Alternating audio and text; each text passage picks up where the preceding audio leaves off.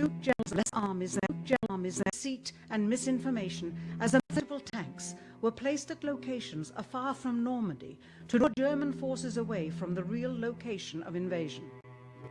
The Star Wars missile defense program rigged tests to make it seem more advanced than it really was. That's the conclusion of the General Accounting Office. The aim was to fool the Soviet Union about US military readiness during the Cold War.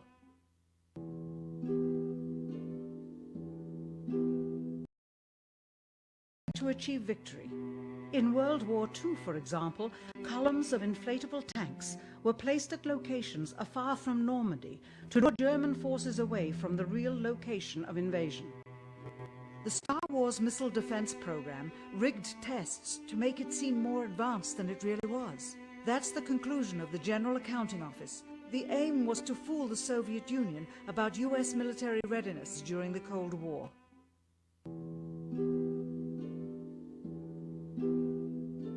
Certainly, it was not possible to fool just the Soviets about US strategic capability in the 1960s, while somehow informing 200 million Americans of the truth secretly. In order for them to believe the United States had the capability to go to the moon, everyone would have to believe it. Furthermore, the pride of a nation was at stake, and the goal of a martyr, not to mention the growing unrest domestically of a government throwing tens of thousands of lives away in a foreign war riddled with contradiction and ambiguity. In addition, the Apollo program had already spent billions of dollars. If it failed to achieve its goal with such an investment, it would indeed be a large and bitter pill for the taxpayers to swallow. The cost of the program, whose sole goal was to be the first to plant a flag on the lifeless rock just outside the Earth, if adjusted for inflation to the 21st century, was $135 billion. With a profit margin of just 7%, this would be equal to over $9 billion profit going to the privileged contractors. If the machinery Earth orbit, as other earlier missions had already done, then the completion and functionality of the other component more 135 entire lives. It could also buy 2 million two-bedroom houses. Yet how secret, and for such a long time? To the latter, one needs only to remember that an unsolved riddle, section of the minds of the vast majority. The first nuclear bomb during the early to mid-1940s involved 129,500 people over a 3-year period. Yet the secret did not get out. A quarter century later, the art and technology of espionage inevitably improved, narrowing dramatically the number of players in the know of a large clandestine operation.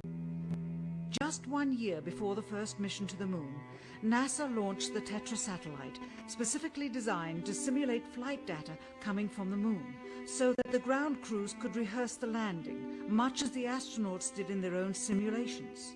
Had it not supposedly fallen back to Earth, all that would have been needed during the actual flight would be a repeat of one of these computer programs, with a few original variations, transmitted to the satellite for rebroadcast to Houston. Scores of computers and their deceived operators on the ground would then receive prearranged information, including the alleged location, altitude and fuel consumption of the spacecraft, as if it were descending to the moon's surface. If the Soviets tried to find the actual location of an Apollo crew in the hundreds of thousands of miles surrounding the Earth and the moon, it would be tantamount to trying to find a rowboat in the Atlantic Ocean. The fact that the Apollo program was so departmentalized, with various construction and test sites around the country, meant that only a few people saw the whole picture. And for the first time ever, there was no independent press coverage of such an historical event. Whatever pictures and sound were distributed to the public were strictly controlled and previewed by the federal government. They were then disseminated unchecked until this hour. For who would realize that the unthinkable was not only possible, but absolutely true?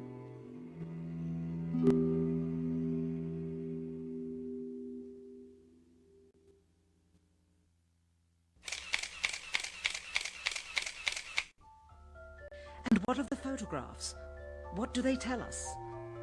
On 3 separate occasions, our office asked NASA's Public Relations Department for every single picture of an astronaut on the surface of the moon, just during the maiden voyage of Apollo 11.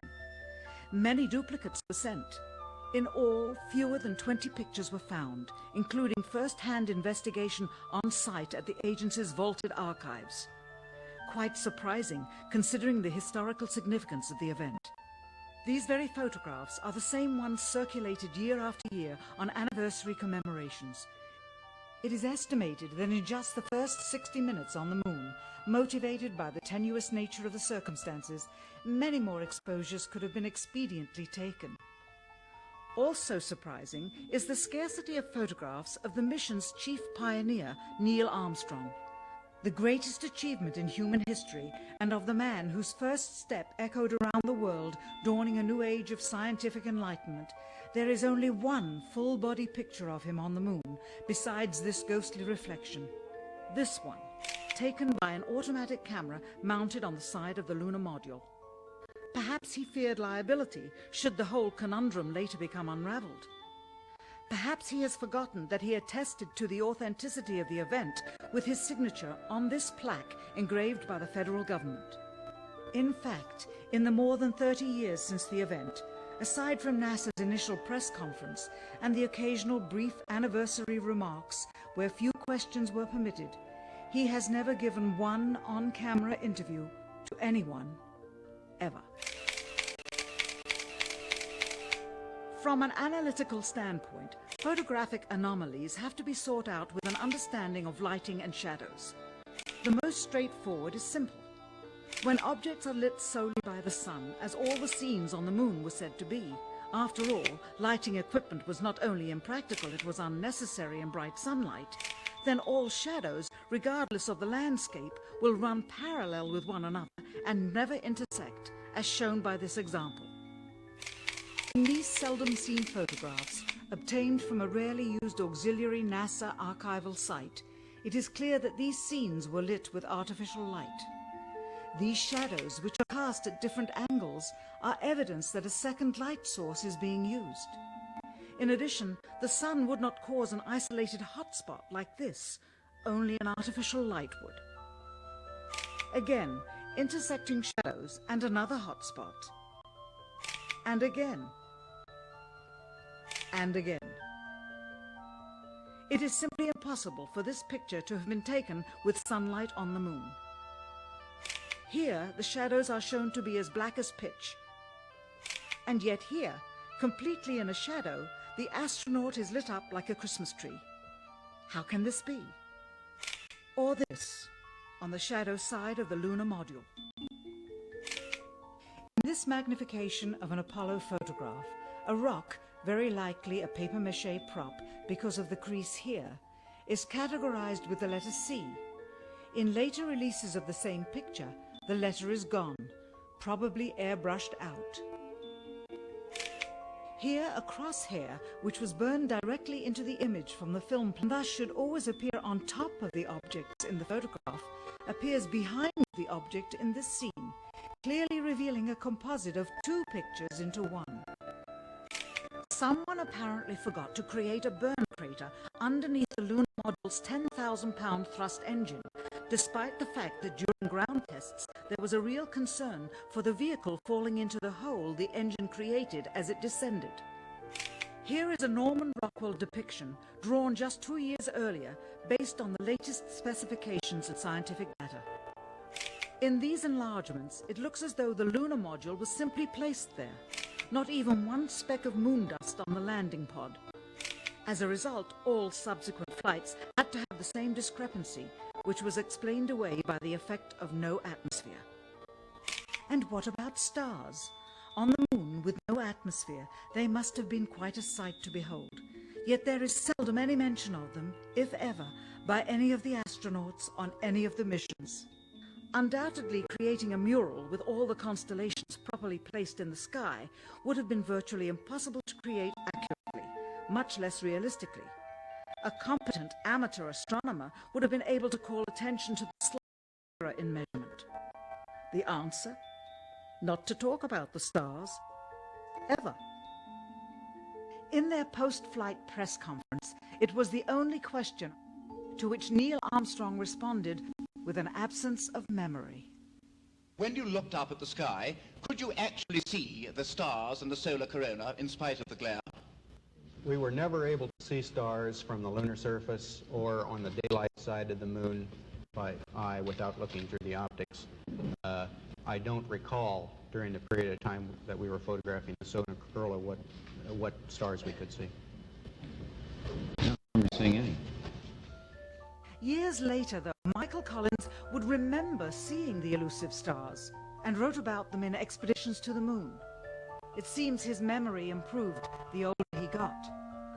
Why don't stars appear in any of the photographs? Simply because the proper, mostly closed exposure setting for the camera's iris, set that way to compensate for the bright sunlight on the moon's surface, completely diminished the faintness of relatively distant specks of diminutive light. This answer is true. It does not, however, explain why they never took any pictures of the stars by themselves, with an exposure setting perfect for them. While they took 3 automobiles to the moon, they never took a photographic telescope. Had they done so, they would have been able to see farther into the universe than had ever before been realized. If they had taken a telescope and were not actually on the moon, they would have had to concoct undiscovered galaxies that might one day prove to be non-existent. The cost of the 3 moon rovers in 21st century currency? Nearly $60 million each, though they had fewer parts than a Jeep. Where was all this money going? Then there's the flag, blowing in the wind, at least twice, on the atmosphereless moon. We can only guess that most of the missions were staged inside for fear of possible aerial or satellite reconnaissance from an unfriendly nation. The backpacks, designed for 1/6 gravity, must have had the cooling systems removed to allow for movement without falling over. With very near and hot studio lighting, that left one hot astronaut inside. Assuming that it was the astronauts inside, after all, their faces were always covered. The necessary mammoth amounts of air conditioning were probably responsible for the air current. Here the editor cuts to a still shot of the flag, just as the effect becomes noticeable. Here it is unchecked. This rare clip, attained decades ago, was never re-released with the inevitable increase in experience and scrutiny. To demonstrate 1/6 gravity, a bouncy, floaty feel to the astronauts' moons would be similarly achieved with relative simplicity. Slow motion. You are viewing the scenes as they aired more than 30 years ago. Now let's look at them with the speed doubled. It becomes discernible that they are, in fact, in Earth's gravity and are no more leaving the ground than they would on Earth. It is clear from these rarely seen color television pictures that the crew of Apollo 11 brought a high-resolution color video camera with them on their mission, yet the only pictures broadcast live from the moon's surface were these from a low-definition black and white camera. In fact, the networks complained because in addition to this, they were forced to shoot the images, second generation, off of a projection TV of the technology of 30 years ago, and were not even allowed to take a direct feed, which further degraded the quality and clarity of the images. Perhaps this was precisely what NASA and the federal government had in mind. After all, it was a first, regardless of where they were. Better to open up their debut mission with fuzzy pictures and numerous blackouts, rather than show too much revealing detail of a false scene that was yet unproven. And finally, the element that seals their fate. Of all the footage of Apollo 11 requested from NASA over a 5-year period, one gem was discovered just before the completion of this documentary. An old reel received by mistake. It contains the raw or unedited footage of the crew of Apollo 11, Michael Collins, Edwin Aldrin Jr., and Neil Armstrong, staging part of their mission for nearly an hour in living color, with exceptionally clear behind-the-scenes audio of conversations discussing the techniques used to achieve a disingenuous picture depicting the Earth at a distance, in order to falsely demonstrate their far journey from it and their ability to survive passing through the Van Allen radiation belts. It cannot be misconstrued that this staging was done for some other reason prior to the mission, for the reel itself is slated and dated July 18th, 19th and 20th, 1969, the very days of the mission when they were said to be approaching and achieving lunar orbit. Furthermore, it is apparent they are in genuine zero gravity aboard the actual spacecraft, necessary to convince the mass media of their authenticity, just not any further than Earth orbit, as you will see. In this never-before-seen or heard footage, not only is the radio conversation between the astronauts and Houston Control audible, there is a secondary, private conversation taking place between the crew and a third confidential party, prompting the astronauts with what to say, when to speak, and how to effectively manipulate the camera to achieve the desired misleading effect. NASA claims that the Houston transmissions were the only ones taking place for the astronauts. Listen now as Houston Control initiates a conversation with the crew, only to find them too preoccupied with the behind-the-scenes trickery to respond. Moments pass and the oversight is picked up on by the clandestine third party, who quickly prompts them with talk. Immediately, Neil Armstrong speaks. Hello, Apollo 11. Houston, Goldstone says that the TV looks great. Over.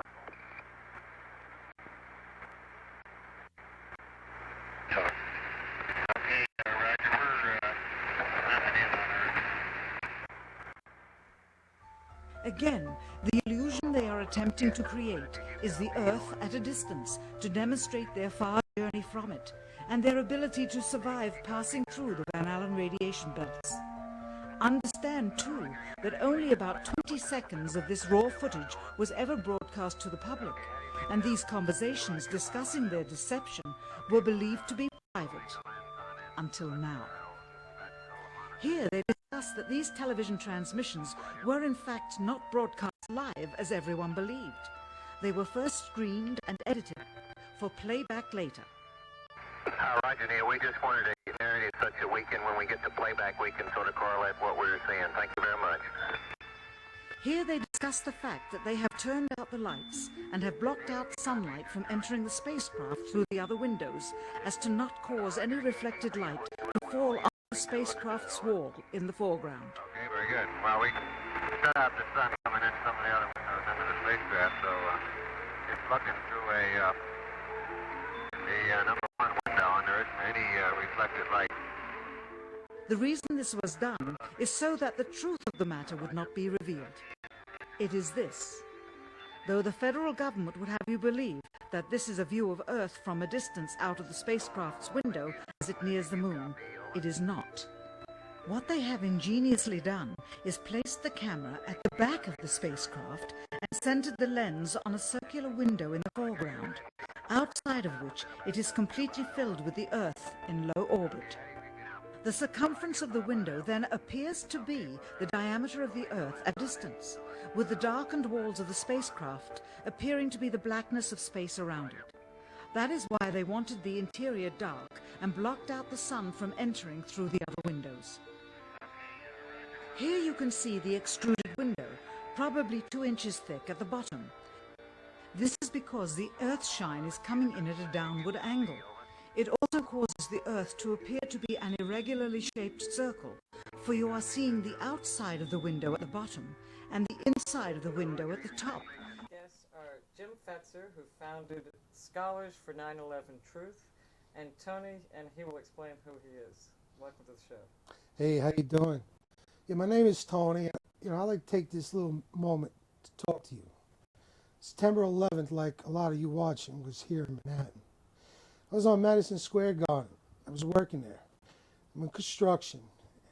I was having my little coffee break at the time the first plane hit the buildings. And I remember getting real mad, saying, how could they let this happen? I didn't have to think about it, I didn't have to ponder about it. How could they let this happen? Who are these people that would let planes fly into our buildings? And I got real mad. And I started thinking about things. I started thinking about plausible scenarios. Like if I was an evil, twisted son of a bee and wanted to control people, would I do something like this? Does the ends justify the means? I was devastated. I was in shock. I was scared. I thought they were going to bomb Penn Station. I thought my life was in jeopardy. I stood on that roof with a few other people as those events transpired right before my eyes. Not understanding what was going on, but understanding one thing, how could it happen? And I started searching. You know, there was emptiness inside of me. I wanted to have answers.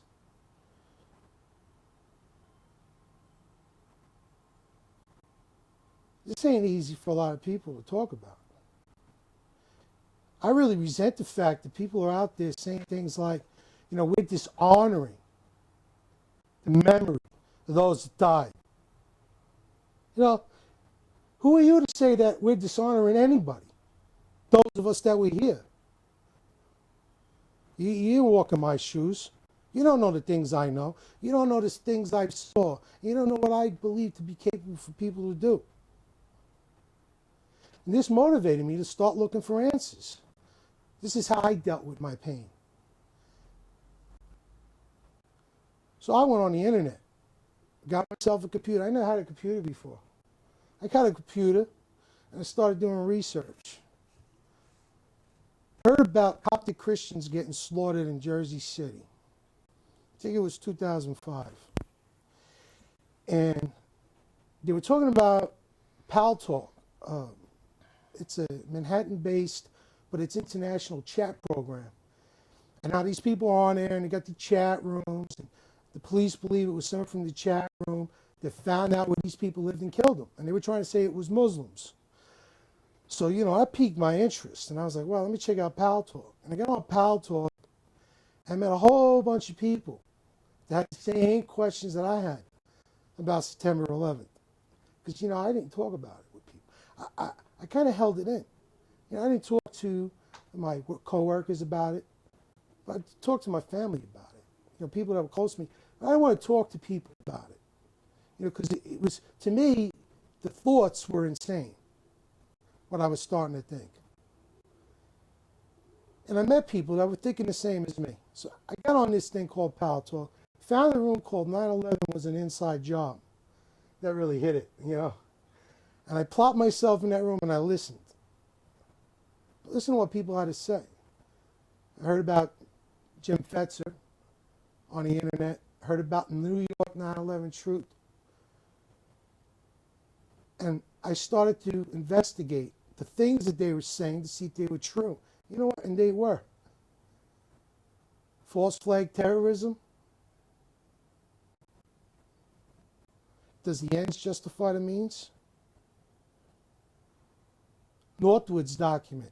ABC released it in May 2001, a few months before September 11th, about how government having plans to kill people, destroy our psyche, to motivate us to go to war. That really pissed me off. Northwood's document. Check it out. So I started learning a lot. You know what I'm trying to say is, the more you talk to people about questions, the more you learn. And it didn't sit well with me. And it still don't sit well with me. There is no closure on September 11th for me. There is no closure. So I've been on this Paltalk, haven't worked in a little while, been out of work for a little while. I put my time into research. I'm not the smartest man in the world. I went to college. I went to college to hang out and escape life for a little while, not really to learn. And I just applied my ambition for truth. And want to know what the hell's going on. And I started finding a bunch of stuff. Started finding out how our government lied during the USS Liberty. I learned about that Northwoods, and that reminded me of the USS Cole. How they wanted, McNamara wanted to allow our military to stage a secret government to stage these attacks on a naval ship to inspire a spirit in the American people to go to war to get rid of Castro. Type Northwoods in, type Bay of Pigs in. And then I started thinking about Pearl Harbor. And I started researching about Pearl Harbor and how they knew. They invented this thing called the radar tracker, and they saw the blips on the screen, and they knew that these planes were coming. And if they knew the planes were coming, why didn't they go meet the planes? You know what I found out in regards to that? You know what else? They knew that NORAD, Dick Cheney said, and this was released by Vanity Fair, they did a transcript. Dick Cheney said, did the order still stand? The aide came and said to him about the plane. The order still stand. And he says, yeah, have you heard anything contrary? Have you heard anything different? Have I said anything different? The plane is 50 miles out now. The order still stand. Dick Cheney says, no, we ain't shooting the plane down. If you go by the order still stand, obviously it's to shoot down the plane, not to shoot down. Why would we not want to take precautions? So it really started piquing my interest. And then what happened was it becomes more like a support group. You wind up talking about your anger. You wind up talking about, how you feel. You get out, you talk to other people. For me, it's hard, to come to New York and hang out with these people in 9/11 Truth in New York City, because I live in Jersey. This opportunity that Pal Talk gave me through 9/11 was an inside job room. Got me to the point where I can meet other people and sharpen my understanding of this and not feel like I was alone. Because I think that's what the biggest problem is with New Yorkers. We're afraid to ask what happened. We're afraid that we're going to offend the person next to us. You know what I remember on September 11th? People coming up to me in the subway I didn't even know. Saying, "You right, son?" They seen all the dust on my boots when I was working cleanup down there. Get on the subway and they would know that you were from down the ground zero because they see you full of dust. Are you all right? Are you all right? Well, my question is, are we all right? No, we ain't all right. And nobody did nothing about it. Last thing I want to say, before I give it back over to the host, is Rudy Giuliani, Condoleezza Rice, and Christina Todd Whitman knew how dangerous the dust was, and they didn't do a damn thing to warn us. Nothing. Now, I say us, I mean New Yorkers. We live in the city, breathing that stuff in. There was a report that was released, a memo to Christina Todd Whitman from the administration, the president's office, from Condoleezza Rice. Research and look and see if I'm lying. I dare you to keep down, play down levels in that area. Why would they do that? Why would they do that? The GAO just recently did a survey of 80 hotspots in and around Manhattan and on Staten Island.